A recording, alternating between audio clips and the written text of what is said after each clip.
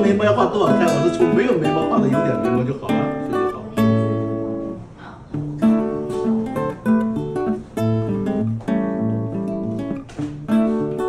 是量仔。大家好，欢迎收看《震惊最前线》，无马看中国，我是主持人张宏林。这一集同样是我们在美国行的节目，访问到的是我们在这一次行程里面是最重量级之一哦。为什么讲重量级？是其实江峰老师哦，在他的 YouTube 里面市场已经到快100万了。对我们来说，它是一个非常重要的一个指标跟典范哦。许多在做这些中国议题的朋友来讲，都很喜欢江峰老师的节目，所以他的江峰时刻也很受到欢迎。另外一个部分是我们在这次同样也是跟陈小龙博士，我们也是一样这个美东美西的方式来连线，一起来专访我们的这一集的来宾。所以首先我们是不是请我们江峰时刻的江峰老师先跟我们的观众朋友问候一下？老师好。你好，胡林兄好。然后呢，节目前面的台湾的朋友们，还有世界各地说华语的朋友们，大家好啊！是，那另外一个就是我们的陈小龙博士，陈博士你好，观众朋友们好，主持人好，江峰先生好，陈博士您好啊！咱是老没有机会坐在一起聊。对，是，我想我们在这边同样的有许多的一些问题，也想要来请教一下江峰老师哦，是不是我们就请我们陈博士哦，可以来帮我们做一下发问？我在陈博士发问之前，我先稍微纠正一下洪林兄的一个说法啊，说是在这个华人街很有名、很重磅，是你们的这个行程最后很重要的一环。我觉得未必哈，我是跟很多的主持人同样的，只不过大家风格不一样。但是我觉得呢，受欢迎只是因为什么？只是因为我们坚持在说真话，然后也是因为那么朋友们喜欢咱们，也是因为朋友们喜欢和认识了真话。所以这只是仅此而已哈，全部是谈不了什么重磅，谈不了什么重磅。而且非常感谢各位台湾来的朋友呢，给我带来非常好的茶叶啊，我是奔着茶叶来的。谢谢老师。那江峰先生，今天我们就从一个当下在西方各国最热门的话题，开场啊。我们都知道，最近美国上空飘着一颗中国的间谍。现在西方媒体都叫做气球，对，所以这个 spy balloon 现在成了美国的一个媒体上的一个大话题，从 BBC 到美国之音到法广都在讨论这个问题。那么讨论的这个层面呢，现在基本上都还在表层上。那我想先请教江峰先生啊，现在这个中国外交部说他这飘在那儿的是一个中国承认，首先它是中国的。是中国的无人飞艇，那么西方把它叫气球，这俩是一回事吗？小东博士啊，您这个观察呀非常仔细。实际上我就注意到，这个西方的媒体它用的就是 surveillance balloon 或者 spy balloon，然后呢，实际上在中共外交部那边，中共外交部它用的一个词儿呢叫做什么呢？它叫做是无人飞艇。这一不小心呐，中共外交部他自己把这个就真实的馅儿给露出来了，叫露馅儿了。为什么呢？这个如果说是气球这实际上是整个的西方，包括美国在内，对整个的太空技术自以为达到了很高的境界。他没有想到中共在玩很多的花样，玩了很多取巧的东西。过去呢，咱们叫做什么？叫气象气球，它主要是在对流层，它再高叫高空气球也是在对流层。但这次发现呢，它主要在哪儿？出现在平流层。胡锡进前环球这个时报的这个总编他自己透露的，说这个气球飞的是2万多米高，说你这个美军的这个飞机怎么能看得见呢？你怎么能知道是中国来的呢？2万多米高，这就是什么？这就出了对流层了。它整个的设计呢，在中国这边呢，它在近几年呢有一种项目叫做圆梦计划，圆梦计划。所以这个飞艇它的正式名称就像那个宇宙飞船他们打着火箭上叫神舟嘛，它这个呢叫做圆梦，处于外太空与高空之间，打的是平流层这一层。所以这一层呢是什么呢？没有到外太空，不属于外太空计划的管辖，又不属于高空，它比高空占领了更高的一个领地。而且更大的一个特点是什么呢？平流层没有空气流动没有风所以所谓的 balloon 气球到了那个地方后，它是可以操控的，这一点非常非常重要。也就是说，大家都想着高空气球、侦察气球，美国人自己都被自己的媒体搞糊涂了。你是个 balloon balloon 就是爱飞哪儿飞哪儿，是看天吃饭的。风来了跟风走，所以会不会真的就是冤枉人家中国人了呢？冤枉人家的这个放这个气球的这些科学家们了呢？实际上不是，它走的是平流层，平流层是可以操控的，因为没有空气了嘛，是吧？气压非常低，是可以有效的控制这个气球的。啊，一会儿我们可以有条件，我们再谈一下这个气球出现的轨迹的情况。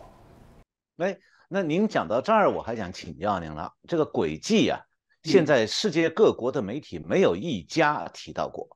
您这儿给我们来一独家怎么着？来一独家，好，刚才你已经独家了，这个气球和飞艇说已经是独家了。我跟您说的是这样的，这个轨迹实际上是美国的一位这个说太空科学家或气象学家也好，他已经在媒体上公布的这么一条，这条是来自于美国的这个空间实验室啊、太空站呢，他们使用的一些就是太空数据，就发现了这个气球啊是从中国的西北。当然，红林修的就是说西北啊，咱们就说在甘肃那一带起来的，那一带起来以后呢，咱不说它的那个地方有什么了，那也是中共的这个卫星的这个研发基地嘛。它从那一带起飞，然后顺着这个中国大陆的北方一直飘，走到哪里呢？走到了这个出国以后呢，它是走的库页岛，从东北出境走的是库页岛，库页岛再向东北向这个白令海峡方向走，再从白令海峡呢再往东边走的一段的时候，一进入阿拉斯加，突然一个扭头朝南下，这就很有意思了。为什么呢？这条通道是什么？大家都知道，这是美洲和亚洲之间的最近的航线。因为这个地球是这个圆呢，大家不是说直接画条直线从中国画到这个美国就是最近的，它不是的，它是走上面一个椭圆的这么一个弧线时候是最近的一个航道。这条航道呢就是通常的航线。所以一个所谓的，就后来中国外交部发言人嘛，就说了嘛，是由于西风带的影响嘛，把它给吹到美国去了。大家一想，哦，从西边吹到东边似乎有理，但是你从这个气球飞行的轨线就可以发现出来，它不是一个随便的一个轨迹，它准确的沿着国际上通行的美亚大陆的最近的航线进行飞行。如果说是西风带有影响的话，它为什么到了阿拉斯加突然不向东飞了，扭头南下，顺着北美大陆的太平洋沿岸一路南下，经过加拿大，到达了这个美加边境后，再往右边走，一路往东走，这又带来另外一个问题。这个西风带啊，如果有这个气象知识的朋友们就知道，西风带在北半球的时候，它是由西向东吹，偏北方向，也就是说，在这里呢，你不应该是顺着美加边境由西正着往东，你应该飞回加拿大方向，往北极方向飞。但是它却盯着美加方向在走，这个地方就是明显就踩着一个什么点，就是蒙大拿州，美国的整个的空军基地啊，北美防空中心最重要的核基地在这里，150个发射井都在这儿。所以这个大家可以看出来，为什么美国人管它叫做间谍气球，就是这么来的。它走的就是一条间谍侦察的一条路线。当然了，刚才小农叔已经接出了，这不是一个普通气球，它是个飞艇。刚才江峰先生您提到的这个有几个字儿啊，是非常有意思的。你提到了飞行，这个飞行实际上是。也就是说，这个飞艇本身是具有某种制导能力，它才能够飞行，不然就变成飘行了。就如果只是气球，风吹的话，它就吹哪儿是哪儿。对。但是像您讲的，它能飞行，就是说它自己有喷气装置能够飞，按照预定的方向才能出现您讲的这个沿着既定的航线走。对。也就是说，这个还真是个有推进装置的飞艇，是吧？对。所以我刚才提到了，在第一个问题我提到了它发生的这个地点，实际上它的高度是在平流层。如果是在这个对流层的话呢，它会有一些争议，你是可控制的还是不可控制的呢？因为即使在对流层你是可控制的，也是很难控制的。因为咱们说地面上有各种各样的各种方向的风，甚至还有飓风、台风、龙卷风呢，是吧？你很难控制。但是当它离开了对流层，进入了平流层之后呢，整个大气压是非常低的了。在这个时候是可以控制的。第二个是什么呢？在中国，也包括美国、法国、日本等国，其实都已经在上个世纪的80年代后，都已经掌握了一种技术，叫做什么？超压气球。超压气球跟普通气球有个最大的区别是什么呢？一般的气象气球，我们过去印象中的啊，我们小时候都看过气象台放气球，那是很高兴，大家跟着跑几下看不见了。它那气球到了一定高空了以后呢，气压低了以后啊，它里面那个气球里面的这个内注的这个氢气会膨胀，一直膨胀到整个这个气球皮受不了的时候，它就在空中爆炸了。爆炸，然后上面的那个仪器就掉下来了。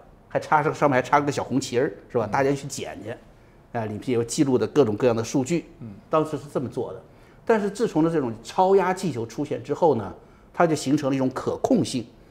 气压低了怎么办呢？我大气里面气球里面我放点气出来，始终的保持着跟外界的一种零平衡，所以这个气球始终是一种悬浮状态。那么大家可以想，我如果呢少放一点气球，氢气多一点，它升得多高一点？一直可以升到3万多米，然后在那里我再撒点气，保持这个高度，就是这么一个简单说啊，这个东西得让专家去说了，我就跟大家普及一个常识。那么到了平流层之后呢，它可以通过小东先生刚才说的是喷气，或者是其他一种方式，制动的方式，让它按照一定的轨迹，按照制定的方式去行动。这个怎么样知道它往哪儿飞呢？因为在后来呢，咱们就知道有 GPS。全球定位系统的出现，我们已经可以知道这个气球已经在什么位置了，下一步它去哪儿，我可以完全掌握它的叫动向轨迹了。在动向轨迹、超大气球、平流层的这种运作材料都可以实现之后呢，还有一个很重要的就是通讯手段的实现。你去侦查了很多东西，你不能还等着那个仪器掉到地上我去捡吧？是。形成了这个天地之间的一种通讯，这种通讯实际上中国呢已经是掌握的非常好了。就从现在他们的这个整个的类似美国的 GPS 系统、全球卫星地区系统，他们也有了自己的北斗定位系统。北斗定位系统从太空中跟地面的这个沟通，双向沟通是通畅的。在这几项技术全完成后，我们不难想象这个东西就是呼之欲出了。那么接下来我想请教，这个我们现在改用飞艇啊，不用气球了，因为您已经把问题讲清楚了。这个飞艇事件现在已经影响到了美国的国策，变成了大事件了。那么有共和党议员已经在国会提出来了，说是美国不应该把它留在空中。那么先不管他美国国防部和参谋长联席会主席怎么说，他为什么不打下来，把那个事儿先搁一边。现在对美国的外交政策产生直接后果了，就是布林肯国务卿原定是这2天就要去北京访问的。那么2月1号的时候，这气球，这个我也口误哈，这飞艇就已经在美国上空飘来飘去了。这个时候，这个有记者问美国国务院，布林肯国务卿是不是会因为这个飞艇事件，这个改变行程？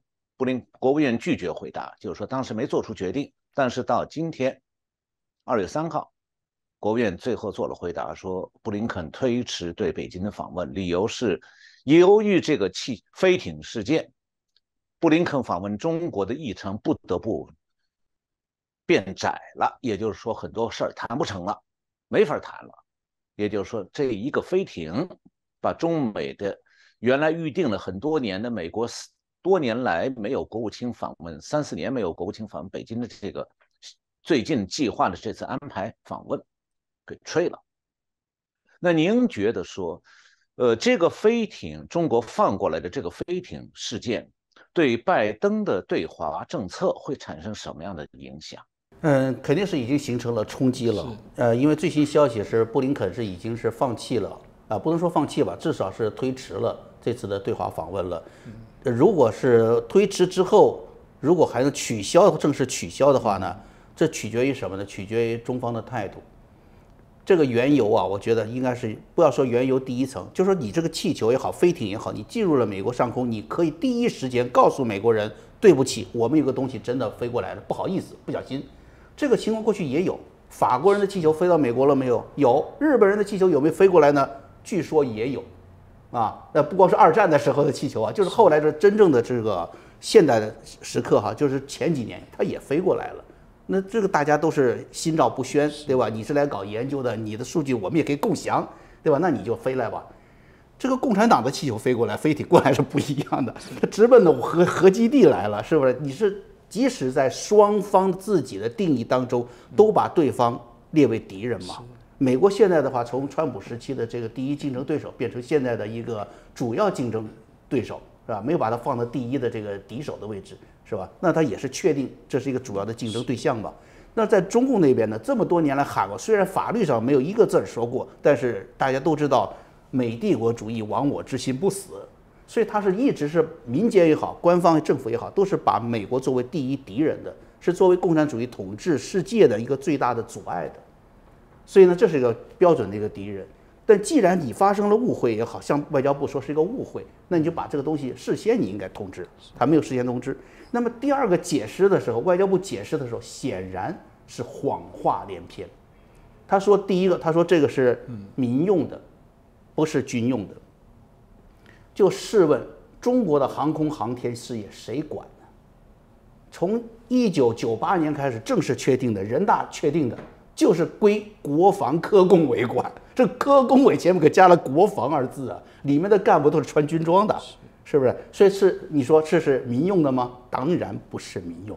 这个在中国大陆读书的孩子都知道，航空航天大学都是准军事化管理，航空航天研究所所有的研究所研究员全是部队的直属单位，这不可能是跳出你说是民用的啊！而且在整个的这个中方的科普文章，它的科普网站里面都说了，这种高空的这种叫做超压气球或者这种无人驾驶飞艇呢，都有什么呢？都有军事化作用啊！除了什么遥感啊、大气物理啊、大气化学啊，它最后都有这个军事功能。所以呢，它第一句话就是个撒谎，仅仅是民用是不可能的，在中国就是个军民两用共用机制。啊，第二句撒谎，其实我刚才在回答小农刚才的第三个问题的时候已经回答了，就是关于这个西风带的问题。那小农先生已经很敏感的说，我们抓个独家吧，分析一下各这个轨迹嘛。这个轨迹实际上就判断出它什么？它并不是西风带造成的一个疏忽，从头到尾都是清晰的轨迹，而且是与西风带的这个规律呢是相反的。它像从西向东向北偏，它呢从这里从北往南飞，这明显是不是西风造成的嘛？所以呢，他想蒙别人可以，蒙自己的老百姓可以，但是对于西方人来说，对于掌握的各种资讯、真实的资讯的美国人来说，你这就是什么呢？第一次不诚实，第二次又撒谎。你在这种情况下，我觉得布林肯如果再出面的话呢，再去所谓开展一个和平之旅的话，就是自取其辱了。所以我觉得在这件事情上，对于美国国务院也好，对于白宫也好，他如果继续让布林肯实现他的对华之行，他会在美国国内在政治上会非常被动。不仅共和党从头到尾一直在追究他责任，包括这次共和党夺取了议会的这个多数党席位，麦卡锡成立了美国和中共战略竞争委员会，实现了一个非常强硬的态势之外，还对这个拜登本人他的家族所有的一些问题，也正式的提出了指控。在这种情况下，白宫如果在逆势而行的话，对拜登本人、对美国整个行政当局都是非常不利的，所以他必须要终止布林肯的中国之行。那么，江峰先生，能不能请您也分析一下共产党为什么要这么干呢？他为什么要来破坏这次布林肯的访问计划？为什么就非要派这么个飞艇过来窃取情报？还是说他真的技术上就得靠着这个飞艇才能搜集到情报？还是说这其实这个情报不是主要目的，挑衅才是主要目的呢？对，我觉得您是提了两个问题了，这两个问题都是比较尖锐的哈。我们首先回答一个技术层面的问题吧，就是所谓这种高空侦察与卫星侦察与低空侦察有什么不一样？啊，低空侦察首先来说是肯定不安全了嘛，是吧？肯定是不安全了。那个这么大的物体在低空飞的话呢，别人雷达也可以看见，导弹也很容易打下来。那外太空呢，卫星侦察有一个最大的有几个不便哈。第一呢，它持续的时间在一个定点时间呢是比较短的，所以它是绕着走，很多是绕着走，同步卫星也是绕着走。那么如果说在这种情况下，对一个特殊地点进行长期跟踪的话呢，就需要有一个东西像西方的无人机啊，它可以长期在一个地方巡弋，咱们叫滞空时间长一些吧，长期观察这里的变化，有了这种需求之后，那么就有了这种需要，就不能太低，又不能太高，在平流层能够停留，这点非常重要。那么这个飞艇呢，我跟大家说，实际上它正好就在去年我就碰到了这个项目。我当时不瞒大家哈，我当时就觉得这个东西有啥用呢？我当时也这么去想，因为我觉得它在很多功能上是重复的，但是后来才知道，它的滞空时间是目前来说哈，是世界上所有的高空飞行物里最长的。它是太阳能板，在整个的这个飞艇的上部是太阳能板，为它提供了恒久能源。然后呢，它还可以是什么呢？它这个就操纵，刚才说了，它可以控制方向吧。它最大的作用是滞空时间，它滞空时间是6个月。所以它在一个特定目标上面，它就跟着这个目标走6个月。当时我首先想到的，后来也被事实证明了，它最要打击的目标是什么呢？美国的航空母舰。它就像我们过去叫达摩克利斯剑呢，它就一直悬在美国的航空母舰上空。我们原来的常识是，你要派一个远程的这个战斗机，你要有远程的导弹超视线打击，是吧？有什么东风21啊，这些东西过来打。实际上呢，中共在这方面走了前人没有走过的一步，更先一步。它可以用最低造价的这种无人飞艇停留在高空，就在你航空母舰的上空。它很简单，它就制造一些什么呢？不用重量太大的一些精准制导导弹，就是精准炸弹吧，从上空直接可以投射航空母舰，距离最近。所以呢，这次中共玩这一套的，实际上也暴露了出它这种武器潜在的这种武器的很多的一些功能。刚才我们现在谈的就是小农博士提到这个只是其中的一个侦察功能，我跟大家透露，它还有以后的一些战斗的功能。这个侦察功能呢，现在就等于是这样的了，避免了低空的危险，又避免了高空的没有长时间的一个盯准，它可以长时间在中高空盯准，然后呢，这个地方的这个就是观察角度啊，也比卫星要更清晰，所以它实现了就原来像西方就是U2比U2的高度再高的这么一个安全的一个点上，但是呢，话说回来了，根据美国的这个法律，它的整个领土的这个定义哈。从地面到高空8万米都可以视为美国的领空，所以呢，这个飞机的出现呢，尽管它飞了35000米，经过很高了，但它没有进入外太空，它还在美国定义的自属的领空之内。所以现在呢，打掉这个飞艇主动权已经在美国人手里了，因为你已经侵犯了美国的领空了，是吧？而且你的外交部已经道歉了，说明你们已经认可了这个事实了。我要打掉你存在的2个问题：第一个，我确认你是否已经对美国或即将对美国继续造成危害，第二个呢，就是根据现在的整个咱们说政治态势，美国国内到底媒体怎么看，民间怎么看，一个趋势。这其实是白宫挽回一局的很好的一招。他如果说判断局势判断准确的话，他认为如果说适应美国更多的准确适应美国媒体或民众的要求，把这个飞艇打下来，比他从中国人那里，包括说律政啊、这个太阳能板啊、风车、风电啊那里获得的好处更多的话，他应该把它打下来。这是我觉得刚才说的是不打下来比打下来好，打下来比不打下来好，打下来比不打下来好。对。打下来后可以显出它就是说跟一种切割嘛，就是其实中共我们从过去的观察来说，包括稀土，我们举这个例子，他认为这是可以拿住日本、拿住美国的一个命脉。实际上后来事实证明，他拿日本没拿住，日本反正逼得日本的企业跑到自己的海里去挖了更多的稀土，发现更多的稀土，对不对？而且呢，日本后来第2次这个中美贸易战的时候，中国准备再实施这个稀土这一招数的时候。你会发现有个特别有意思的特点，美国和日本居然不去囤货。为啥不囤货呢？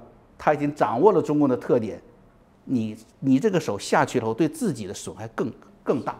我根本没必要玩这个东西。我们自己西方如果把整个稀土矿也好，稀土这个生产重新启动以后，它需要的时间和精力并不大。但是中共呢，后来咱们知道，像五矿的合作呀，这个合并啊。大量的这个什么国际稀土价格的下降啊，实际上对中共的伤害是非常大的。这次也一样。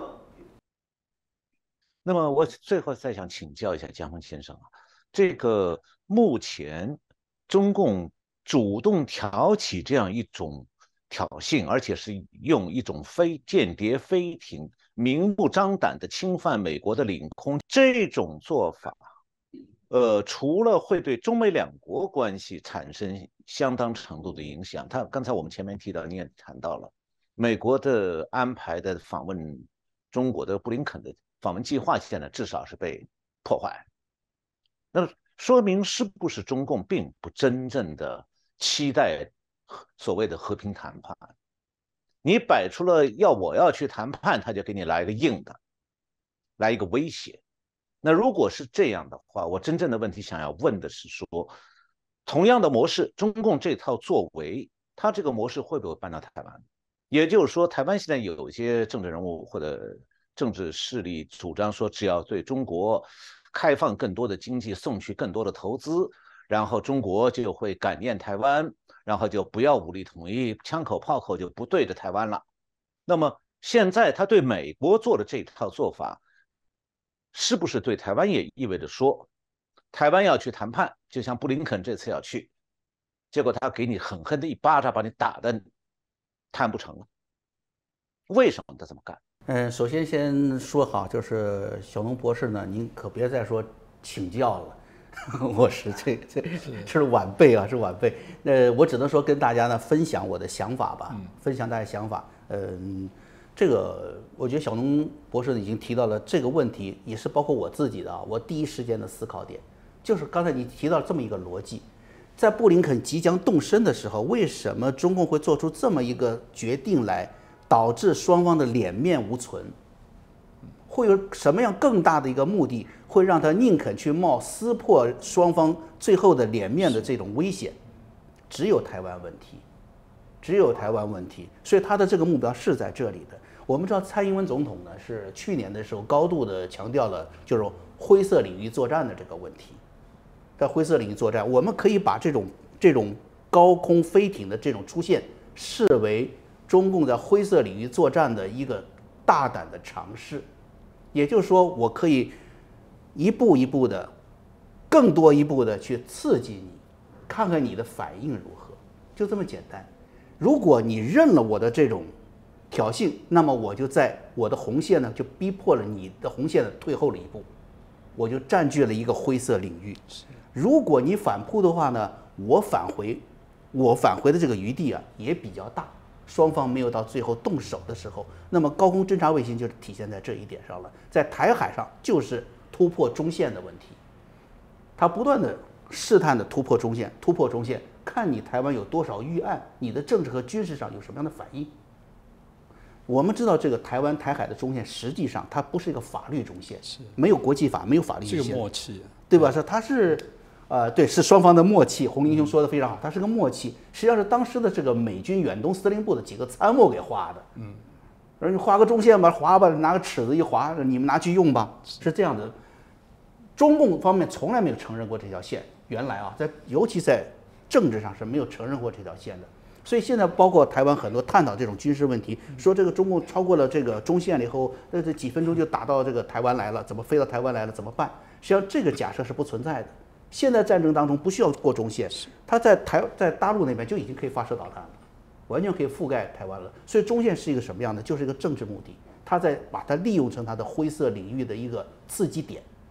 它每次刺激你，第一个，如果你每次反应过激，它可以知道你的反应预案，可以知道国际上的反应，台湾的反应。你如果不反应过激，它会利用你的麻木，突然一次真正的捅一刀子下来，所以这是很恶毒的一招。那么对待美国也是这样子，它需要通过这种间谍卫星的这种出现。我们知道北美在有史以来吧，是很少见的被敌人国家的这个气球啊，这种敌方飞行物吧进入自己的领空的。上一次恐怕要回到太平洋战争时期了，对吧？日本人啊拴着几个气球，他们发射了9000多枚气球。后来只有2-3个掉到了这个加利福尼亚来了。同样的，当时日本人不是想来轰炸美国的，他也知道2-3个炸弹没有任何用，但他想形成加利福尼亚居民的恐慌，运用这种恐慌去影响由美西，把这种恐慌传递到美东去，让整个华盛顿恐慌。他很清楚，美国的体制是民主体制，老百姓有说话权，用老百姓的说话权逼迫议会、逼迫议员们去说服这个政府停止对日本的对抗，但是的目的就达到了。那么我们想，中共今天有没有同样的一个试验点呢？有，就是利用这种灰色地带。就像您刚才说到了，拜登先开始决定打掉这个飞艇的，有没有条件打？当然有条件，3万多米嘛，F-22飞到1万多米，飞到2万米，打一颗导弹10几公里的覆盖，一下就把这气球打下来了。不是说没有能力，完全有这个能力。是不是担心真的像国防部说担心的这个东西掉下来后把人砸了呢？也不是，这东西加起来也没多大，是吧？家里你看看那个沙发，有那么1、2个沙发那么大，整个气球是3个巴士那么大，掉下来2个沙发那么大，从这个平流层啊掉下来，经过整个大气层穿过来的时候，已经烧得差不多了。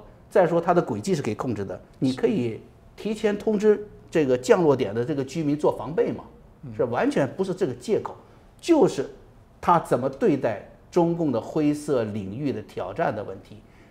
打下来很有可能就是什么？你是对敌方飞行物的一个打下来，可以认为是一个战争行为。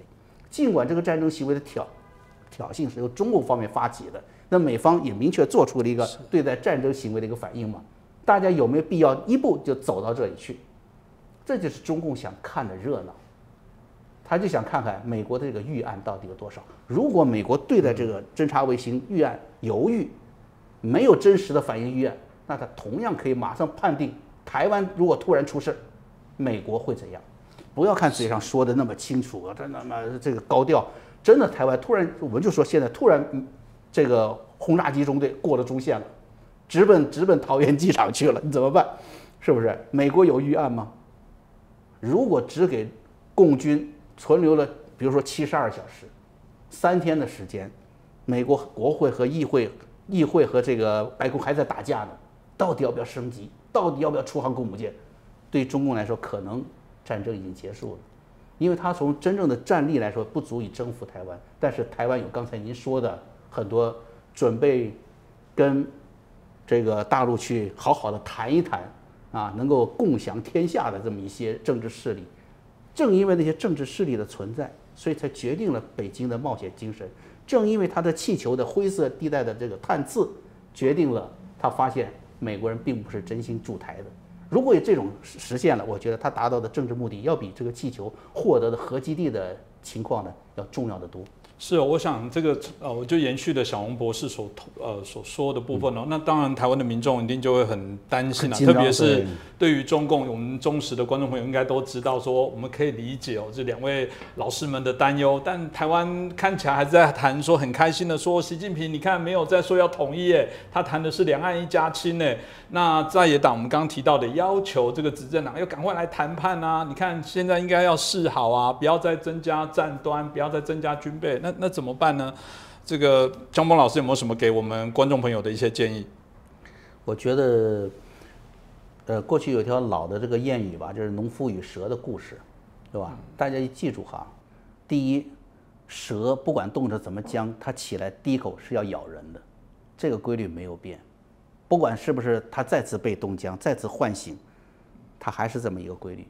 第二，这是一件可悲的事情，就是农夫的善良，他是一个就是被神安排的这么一个善良的角色。蛇再被冻僵，他还会去把它给温暖，让它活过来。但是活过来后，一样还是要去咬农夫的。所以我觉得这就是一种历史，我们不能说宿命吧，它是一种规律。但是在这种规律之下，我们觉得我们是有变通之策。是有变通之策，台湾是有变通之策的。一句话吧，啊，你抗共的决心越坚定，抗共的准备越充分，中共的军队就不敢过这个台海。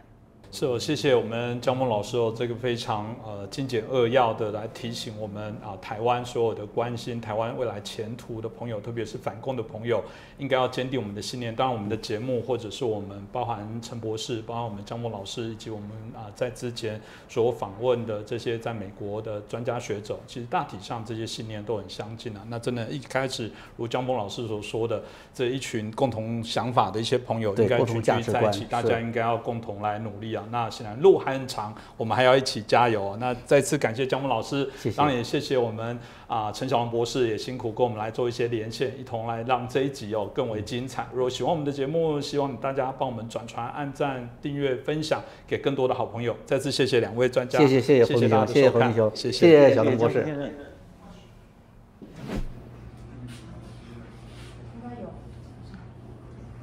随着眼睛一开始帮我把这个刺发掉。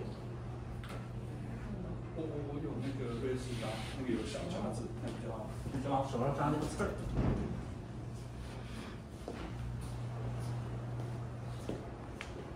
哎，我这边他们哥有工具。这个这样比较安全。要比较安全，不要用牙咬啊。对。要不要帮你们照？他们哥需要照光吗？我不确定。你就这两盏灯就可以了。因为它上面那盏坏掉了。对，我们房东不抢换掉，不然里面光就会再好一点，会平均一些。可以了吗？稍等一下，好。别这儿别高，别跟地。我去做好定位。稍等一下。好 ，OK。博士那边 OK 了吼。好，江峰老师可以了吗？可以了。好了。先看这边。童林哥可以了吼。嗯。好，来，准备哦。5、4、3、2。大家好，欢迎收看《震惊最前线》，看中国。